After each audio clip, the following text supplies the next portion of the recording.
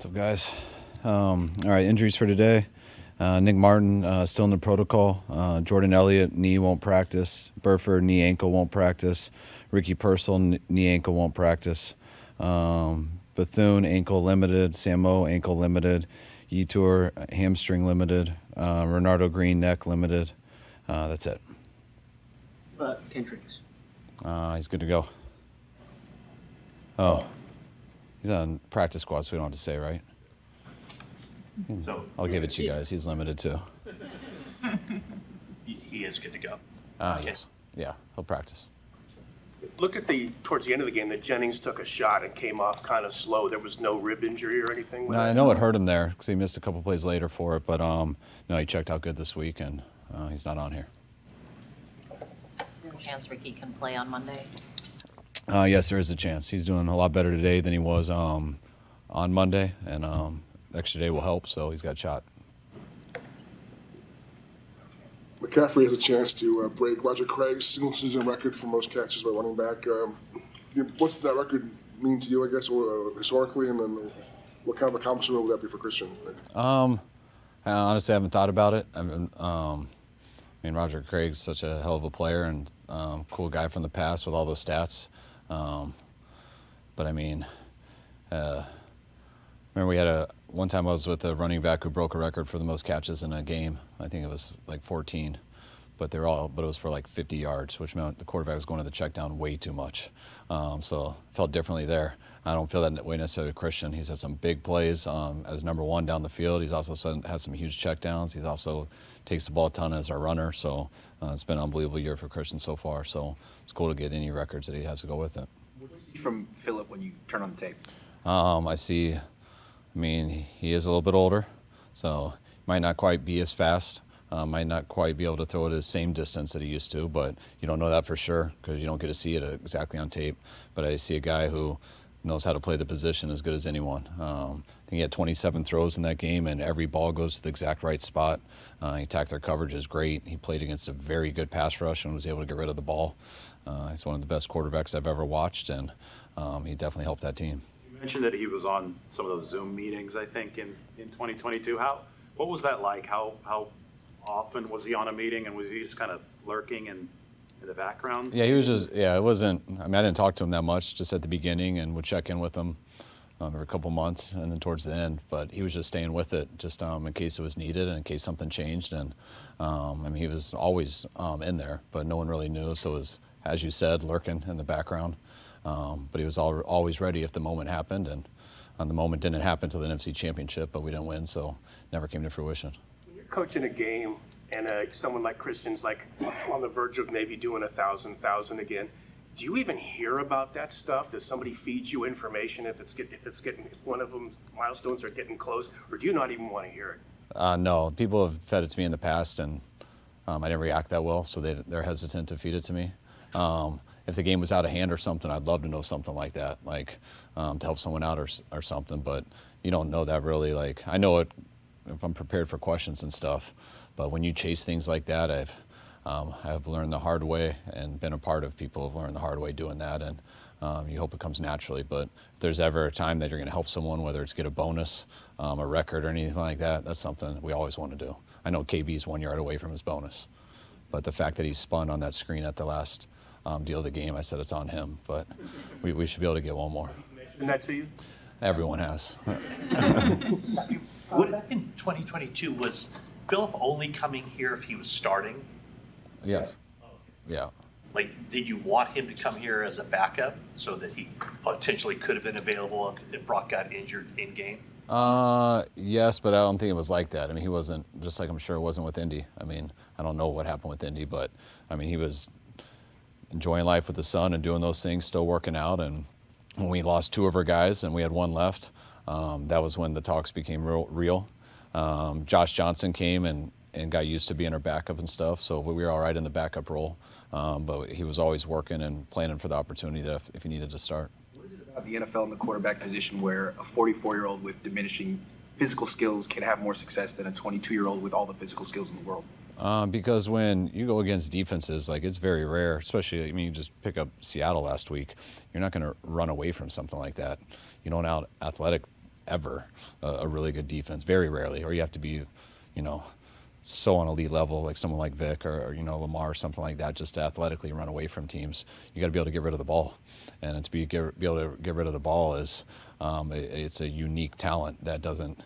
Just some people have it and some people don't. Whether it's vision, whether it's arm throwing angles, whether it's mental processing, like whether it's just your feel and clear mind in the pocket. But when things are moving fast at an elite level, you don't. Athletically, it's really hard to get away from those guys. It's about getting rid of the ball and letting someone else do it.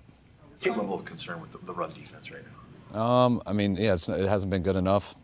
We know we need to do better, especially with the challenge coming up this week with such a great running team. I can sit here and make excuses for stats and things like that, but it hasn't been good enough. So we work on it schematically. We work on it individually with players and stuff like that, and we're hoping we can have a better showing this weekend.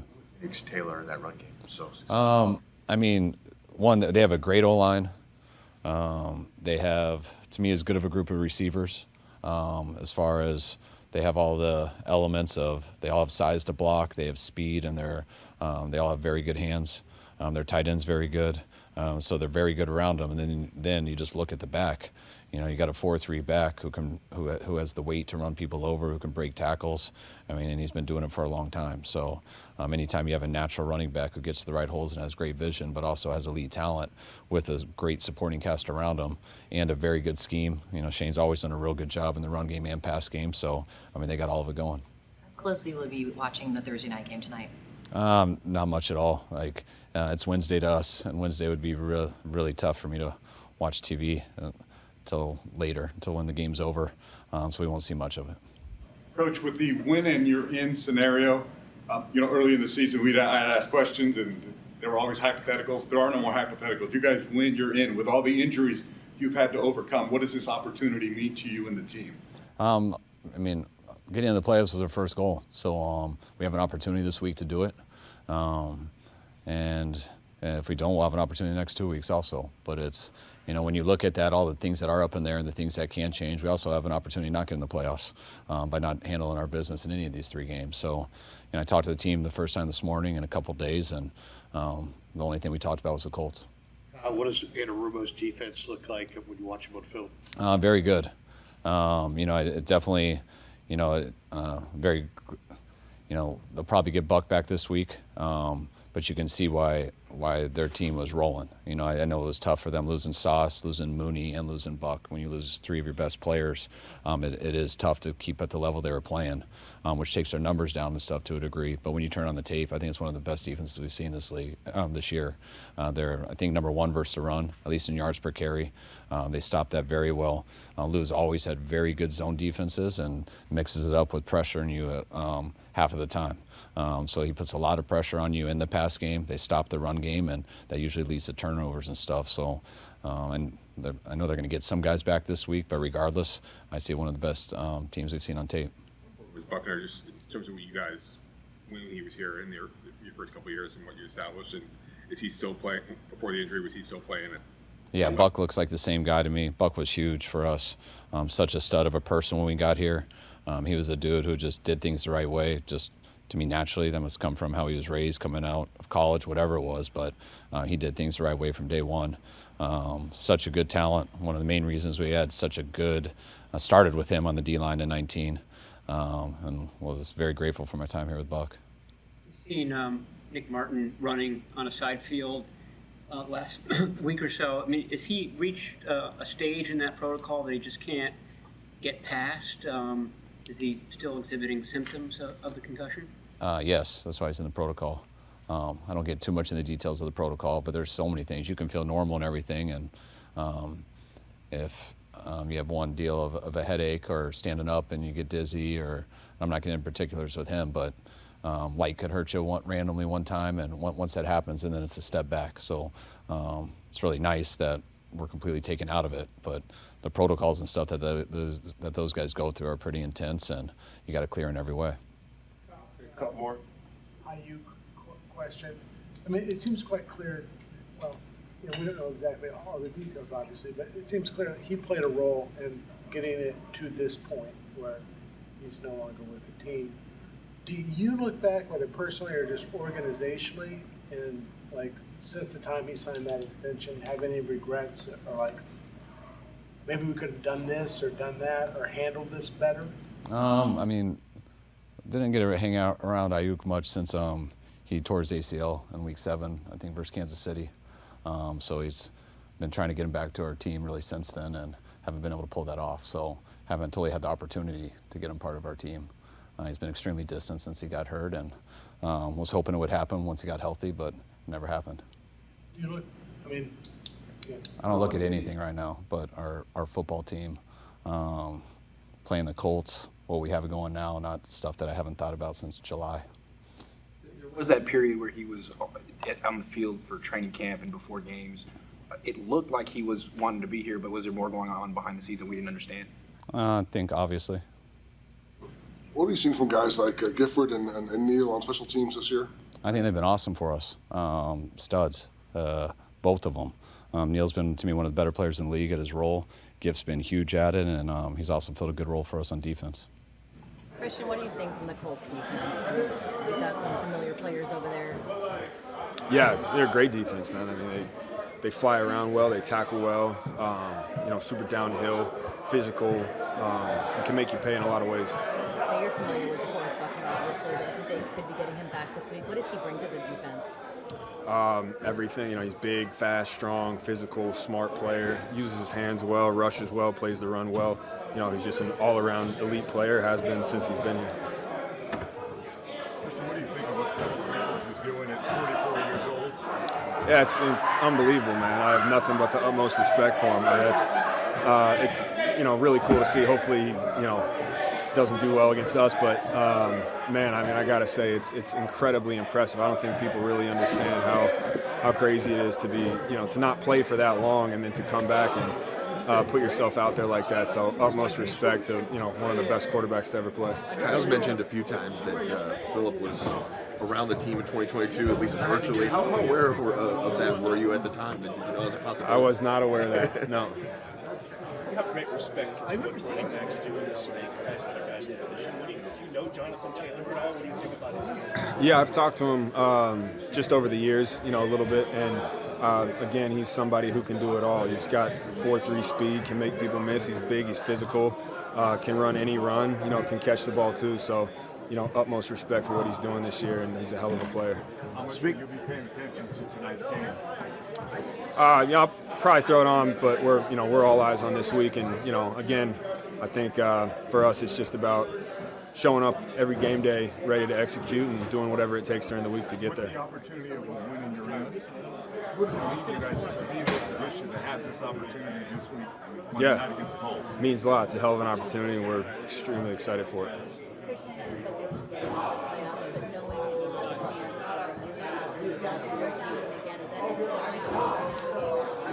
No, I mean, for me, it's, again, you never know what's going to happen in a game, and all that stuff is fun to look back on when, maybe if the season's over. But right now, it's all about winning. That's the only thing on our mind is winning and doing whatever it takes to get that.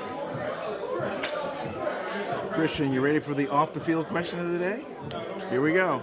These are all off-field questions. Well, no, I'm ready. Couldn't help but notice the trailer for Anaconda is out with you prevalently in it, running ahead of Jack Black. What was that experience like? It was awesome, man. Yeah, that was a blast. No, that was so much fun. It's always fun to do stuff kind of, out of the ordinary like that. But they made it so much fun. It was quick. It's something like that. You'd think it'd take forever to do, but just having that hog on my back was crazy. Looked really real. So they did a hell of a job. It was fun to be a part of it. How many takes for that? I don't know, 4 or 5? We got it done. We were pretty efficient. How was working with Jack Black? It was good, actually. We're not actually in the same room. I wasn't there with them, so a lot of it's green screen, and they do all their. I don't know if I'm allowed to say that, but whatever. Sorry, I'm not in the business. I don't know, but yeah, I didn't get to meet them or anything. But when I saw the final product, I was fired up. Did your performance in the Uber Eats commercials kind of launch this career? I don't know what launched it, man. I don't know, but I love it. Thanks, Christian. Yeah, thanks. On Monday night. It's pretty cool. You have a very bright light on your camera. Goodness gracious. Trying to make it look good. Anytime that you're playing football in December that matters, that's all that really matters. It's really exciting. You have good energy in the locker room. You have a purpose. Like, you're not looking at January going, hey, the season's almost over. You're looking for, hey, how much better can we get going in, to have this opportunity to secure playoff spot. So we're excited about it. I mean, I would say the whole team is more just focused on, hey, how do we beat the Colts? And then whatever happens after that happens after that. Excited to watch what happens tonight. Besides that, it's fun playing football that means something. George, you mentioned a couple times that you feel like this team wouldn't be in this position if it wasn't for Mac Jones. And when you saw what he was able to do, that kind of gave you confidence you could. Just put into context how hard it is for someone to be in his position to do what he did for 8 weeks, half a season, basically. I mean, incredibly difficult. His first offseason with the team. It's not like he was drafted here, brought up in it. So new offense for him to kind of learn, figure it out. I think it's probably completely different than what he had in New England, what he had in Jacksonville. So I mean, that's just kudos to him. How hard he works. And then just go out and perform. Actually, I mean, like he did 4 of the games without me. He did it without Nick Bosa. He did it without Fred Warner.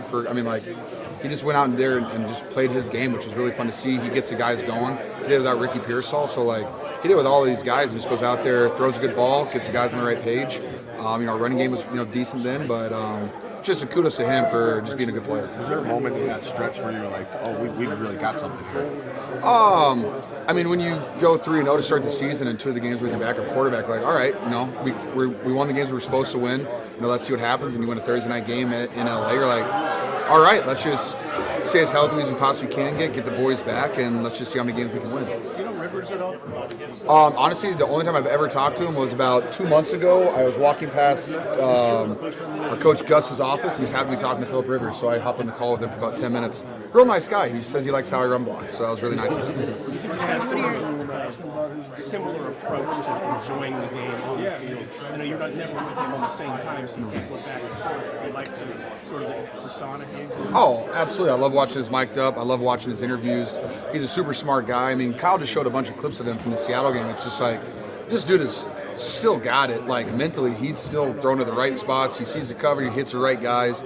Like, it's really impressive that he took 5 years off, and the only thing he's been doing is, like, kind of throwing with, his kids or however he's doing. I mean, I'm assuming that he's not going out to the field throwing, 40-yard bombs all the time, but it's just really impressive just to see what he did, and I am looking forward to. I don't know if I've ever even played him. Have you heard that he was working on some Zoom meetings back in 2022? Yes. Yep, I heard that. I didn't notice it, but it doesn't surprise me. You never know with Kyle. Pretty sure Mike Shanahan's lurking at all times as well. Does DeForest Buckner look the same as he did back when you first played with him? Yes. I mean, Defo is one of my favorite teammates I ever played with. Like, just what an inspirational guy to go to work with every single day. And he's 6'9", and just explosive, fast, long arms. Like, he's a freak of nature.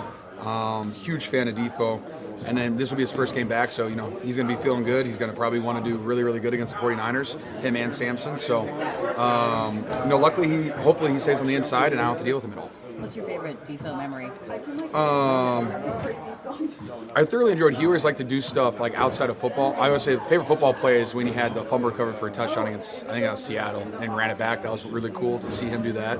Off the field, though, he was always so good he was always here for OTAs, and he'd always have opportunities for guys to do, whether it was a Sharks game, or he'd get guys to go to his house. Like, he'd always just have something to do. And I really appreciate that coming from a defensive lineman. What's your favorite Lucas Oilfield memory?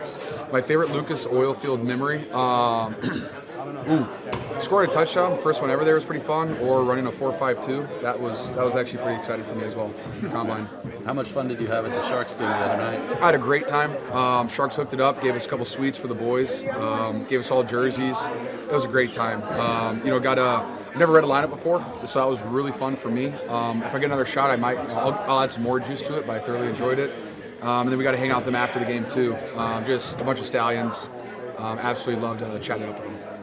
George, you're playing the schedule you were given, but so much has been made of the last play schedule, and you haven't played a lot of playoff games. Just because of that, even though you're 10-4, do you have questions about? Obviously, you're good, but just how good you are, just as a team. I mean, after every single week, I keep saying our offenses perform at a higher level, and I still believe that today. Have we gone against the greatest defenses?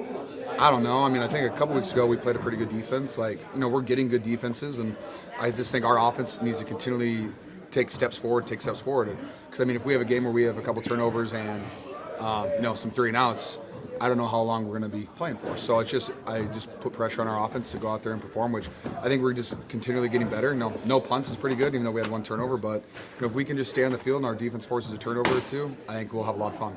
Speaking of that, what does it say about a team that's gone from one of the most injured in the league to standing here in a win and you're in situation? It's just a kudos to everybody in the building, from the top down. Jed just providing everything for us that we need to be a successful football team. Kyle and John bringing in the right guys. And then there's the players showing up to work every single day and guys taking advantage of their opportunities. Like, I don't think, when we signed Kendrick Bourne, I don't think anybody in there was like, hey, he's going to go out for back-to-back games of 150 yards. Probably no one thought that. And, guys stepped up when they needed to, and then guys have been, there's no drama. KB played 3 snaps, really, like the last couple weeks. But he doesn't complain. He's just there, works hard, inspires the guys, shows up to practice every single day. And then when he gets his opportunity, he has 2 good catches for us and helps us stay on the field. So I love KB, and that mindset in this locker room has been huge for us. How badly do you want him to get 1 more yard then? Oh, dear.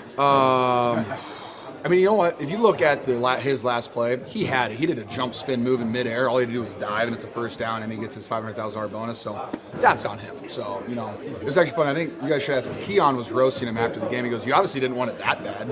Otherwise, you would have tried to run through a guy. But, hey, that's KB. He just likes to make things entertaining. When you go against somebody like Rivers, even if he's been out of the league for 5 years, I mean, there's some things that a rookie's going to miss that he's not going to miss at all. Yeah, right? I was just saying that those are the ones that kind of scare me more because veteran quarterbacks are, 1, going to get the ball out on time, and 2, know where the ball needs to go and fast. And so just trying to get him off the spot as quick as possible is pretty big this week. So what's the challenge for a guy you're going against who's, there's nothing that he hasn't seen? Yeah, no, it's not. You're not inventing something new that he hasn't seen before. He's played football for a long time at a high level. It's just more so just the challenge is to be on our keys and be disciplined and play fundamental football.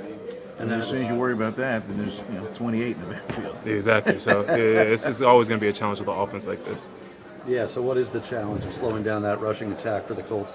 Yeah, so just being disciplined is the biggest thing we can do. Play our fundamentals. Our coaches are doing a good job of putting us in the position where we need to be. Saleh's a really good defensive coordinator, and it's on us to just be disciplined and play fundamental to our technique. You guys have a chance to clinch a playoff spot with a win. I know you don't want to look too far ahead, but what does this opportunity mean to know that if you win this game, you're in the playoffs? For me, it's a lot. I haven't had a winning season since I've been in the league, well, since I've been in college, for real. So, it's going to be playing for a little bit something special, but, you always want to win every game. And the most important game of the season is the next one. So that's really how I kind of take approach to it. It was like living in a high-rent district? I mean, never having won before. Now here you are, 10-14. I haven't won since high school. That's what I'm saying. I was starting to think it was me. But, just playing for something extra, for real. Being in the playoffs is nothing like it in the NFL. You see it when you're growing up and everything like that. And then actually almost being there and sniffing it, you kind of have something more to play for. And them as well. So they're trying to still stay around, and we know that. So we know it's going to be a very physical, very aggressive game, especially it being Monday Night Football, and we have to really bring the juice too.